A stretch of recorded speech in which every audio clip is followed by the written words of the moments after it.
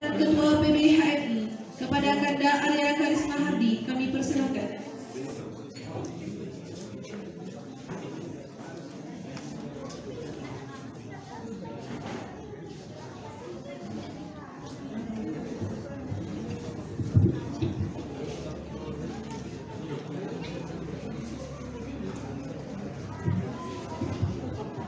Bismillahirrahmanirrahim. Yang terhormat Bapak Bupati Aceh Tengah Dr. Andes Sabela Abu Bakar, yang saya hormati Ketua kami Kabupaten Aceh Tengah, yang saya hormati Forum Komunikasi Pimpinan Daerah dari unsur kepolisian, TNI, Kejaksaan maupun DPR, hadir juga salah satu fungsionaris PBHMI, Wasekjen PBHMI Kadafi. Ini pengurus besar yang berangkat dari cabang Banda Aceh. Yang saya hormati Ketua Umum Batko Aceh, yang saya hormati Ketua KNPI sebagai rumah besarnya pemuda, yang saya hormati Ketua Umum HMI Cabang Takengon, Ketua Umum Demisioner, Ketua Umum Koati, serta ketua-ketua OKP, Ormas, Omawa, Kanda Yunda, dan tamu undangan yang berbahagia. Assalamualaikum warahmatullahi wabarakatuh. Salam yang selalu setiap hari kita dengar dan kita jawab, memiliki komitmen bagi yang memberikan maupun menjawab salam tersebut, yaitu komitmen saling mengharapkan keselamatan antar kedua belah pihak. Oleh sebab itu, Assalamualaikum tersebut ketika diucapkan secara tulus dan ikhlas, maka hal-hal yang menjadi variabel terpecahnya persatuan itu tidak akan muncul. Oleh karena itu juga perlu dipahami bagi senior ataupun tamu undangan yang di dunia politik, mungkin juga karena assalamualaikum itulah lawan politiknya itu selalu selamat. Itu yang kita perlu sadari sebagai intermezzo. Puji syukur atas kehadirat Allah Subhanahu wa taala yang mana berkat rahmat dan hidayahnya sehingga kita dapat berkumpul malam hari ini di ruangan ini dengan keadaan sehat walafiat. Tak lupa selawat serta salam senantiasa kita sanjungkan kepada junjungan kita Nabi besar Muhammad Sallallahu Alaihi Wasallam, sang tokoh revolusioner yang telah membawa kita dari tataran jahiliyah sampai kepada tataran ilmiah, yang keilmiahannya bisa teman-teman rasakan di kampus-kampus maupun dalam aktivitas keseharian di himpunan mahasiswa Islam. Tamu undangan yang berbahagia, 72 tahun HMI memberikan kontribusinya kepada bangsa dan negara. Tapi yang paling kontras itu adalah wujud baktinya dalam konteks perbaikan sumber daya manusia. HMI lahir melalui jantungnya, yaitu adalah pengkaderan. Pengkaderanlah menjadi kunci sampai hari ini 72 tahun HMI masih terus eksis dan memberikan warna dalam segenap perjalanan berbangsa maupun bernegara. Oleh karena itu, teman-teman yang berada di komisariat, teman-teman adalah ujung tombak dari naik atau turunnya, baik atau buruknya HMI ke depan. Oleh sebab itu, Masa depan HMI ada di tangan teman-teman yang berada di komisariat. Karena teman-teman yang berada di komisariat perlahan-lahan akan terus ke cabang, ke Batku maupun ke PBMI. Selanjutnya saya ucapkan selamat kepada Ketua Umum yang baru saja dilantik. Semoga dapat menjalankan amanah dengan baik, dapat menjaga soliditas antara sesama pengurus, karena soliditas adalah tingkat kecerdasan tertinggi dalam berorganisasi. Soliditas butuh kecerdasan emosional, soliditas butuh kecerdasan spiritual, dan soliditas butuh kecerdasan intelektual. Oleh sebab itu, dengan tiga hal tersebut, dengan saling menjaga orbitnya masing-masing.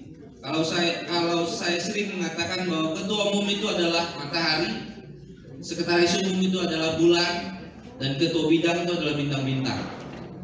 Ketika matahari, bulan, dan bintang saling menjaga orbitnya masing-masing, maka akan terjadi satu tatanan surya yang indah dan teratur. Karena keteraturan itulah yang dapat membawa kepengurusan dalam satu langkah-langkah maupun program kerja tersampai pada satu target yang telah ditetapkan oleh kepengurusan. Tak lupa ucapan terima kasih kepada Ketua Umum Divisioner yang selama ini telah memberikan waktunya, memberikan pikirannya, memberikan materinya dalam memimpin HMI cabang Takengon 1 tahun kemarin. Oleh sebab itu, saya titip Pak Bupati, Ketua Umum Divisioner ini orang yang sudah sampai pada level Ketua Umum cabang itu biasanya sudah tidak diragukan lagi kapasitas maupun kemampuannya. Harapannya untuk dapat bisa diberdayakan dalam hal yang lebih bermanfaat bagi wilayah ataupun daerah Kabupaten Aceh Tengah ini. Apabila tidak diberdayakan, biasanya Pak Bupati di daerah-daerah dia akan diberdayakan oleh orang lain. Dan ketika diberdayakan oleh orang lain, biasanya kadang-kadang itu sering buat repot bang, ya. Apalagi ketemu orang lain itu lawan politik. Selanjutnya, HMI merupakan satu organisasi yang sangat kental dan melekat dengan intelektualitas. Intelektual adalah salah satu ciri dari kader HMI. Oleh sebab itu, proses demi proses, etape demi etape selalu dilakukan. Dari Maperca, basic training, LK2, LK3 itu adalah bagian dari proses untuk menciptakan seorang kader yang unggul dari sisi intelektual. Gramsci mengatakan bahwa intelektual itu dibagi menjadi dua.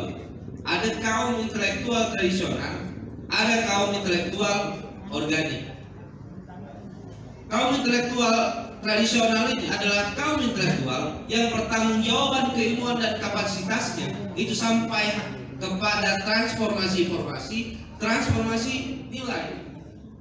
Akan tetapi teman-teman HMI, GMNI, PMI, IMM maupun organisasi mahasiswa lainnya memiliki tanggung jawab lebih daripada itu, yaitu yang dimaksud oleh Gramsci intelektual organik, yaitu kemampuannya, intelektualitasnya, fleksibilitasnya, jejaringnya itu diharapkan mampu menjadi pemecah kebuntuan di tengah persoalan yang ada di lapisan masyarakat dari berbagai macam dimensi. Hari ini, kemarin kita baru saja melewati salah satu perhelatan terbesar dunia, yaitu Pesta Demokrasi. Dengan jumlah penduduk yang besar, hari ini kita telah melewati sampai dengan proses yang hari ini sedang berlangsung di Mahkamah Konstitusi.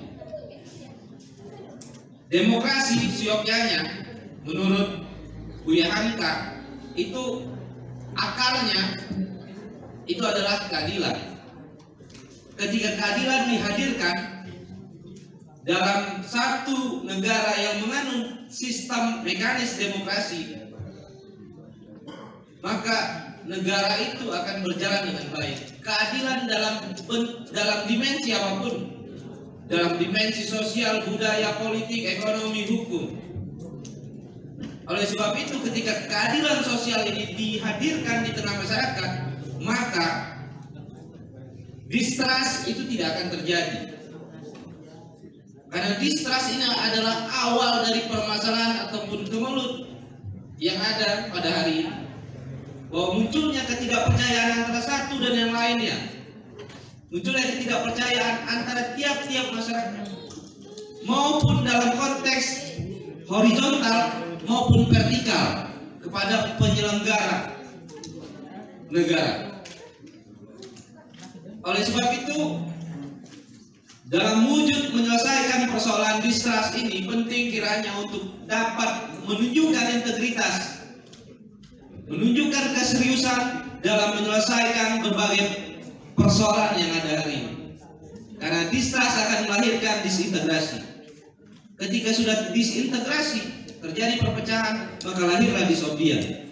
Disobdian itu adalah pembangkangan sosial, baik yang vertikal konteks konflik horizontal, horizontal konteks dia konflik horizontal, vertikal konteks dia adalah melakukan protes-protes kepada pemerintah. Ini yang harus dipikirkan hari ini, bahwa pola-pola yang dikerjakan adalah pola-pola menyelesaikan persoalan distrust, bukan dalam konteks status quo. Teman-teman, tamu undangan dan hadirin yang berbahagia, bahwa dalam perjalanan demokrasi saya melihat ada beberapa unsur yang harus sama-sama kita penuhi dan kita perbaiki. Paling tidak, dalam satu negara yang menganut sistem mekanis demokrasi harus terpenuhi 3 unsur. Yang pertama, kompetisi tanpa kekerasan, kekerasan dalam bentuk apapun, dalam dimensi apapun. Yang kedua adalah partisipasi publik menjadi penting. Yang terakhir adalah kebebasan menyampaikan pendapat. Karena hal ini merupakan hak dasar dari kita hadir sebagai warga negara di Indonesia. Sebagai warga negara Aceh, sebagai warga Aceh, sebagai warga negara Indonesia, maupun sebagai warga negara dunia. Oleh sebab itu, infrastruktur dan suprastruktur politik menjadi penting dalam proses perbaikan demokrasi ke depan. Bahwa infrastruktur politik, partai-partai mampu menjadi ruang tempat di mana para calon-calon anggota legislatif maupun politisi-politisi dalam ruang lingkup lainnya itu dikader untuk memiliki bobot nilai ideologi maupun nilai-nilai yang universal. Lantas selanjutnya pada wilayah suprastruktur. Suprastruktur menjadi penting karena suprastrukturlah yang akan mempengaruhi kehidupan berbangsa maupun bernegara. Bahwa demokrasi itu letaknya ada di pikiran tiap-tiap masyarakat Indonesia. Tiap-tiap masyarakat Indonesia menentukan pilihannya terkait perjalanan bangsa ini ke depan. Oleh sebab itu, pikiran-pikiran manusia Indonesia inilah yang menjadi satu tujuan bagi himpunan mahasiswa Islam sampai saat ini melakukan pengkaderan di berbagai kabupaten kota.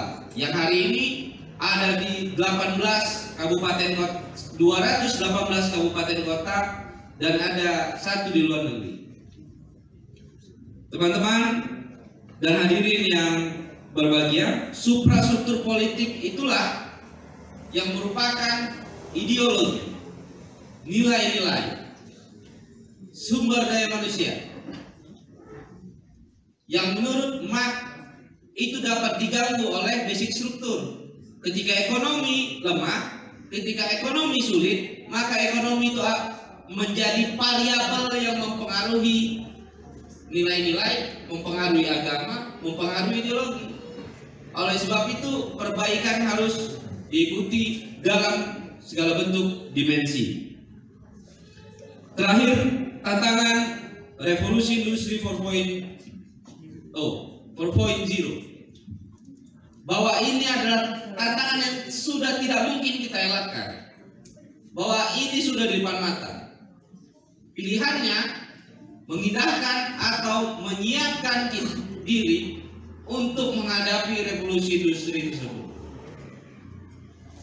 Paling tidak saya mengklasifikasi hadirnya artificial intelligence menggeser peran-peran manusia. Saya membagi bahwa industri itu akan menua dan bertransformasi menjadi the new industry. Dan ketika industri itu bertransformasi menjadi new industry, maka dia akan mempengaruhi job. Akan banyak pekerjaan-pekerjaan baru yang muncul.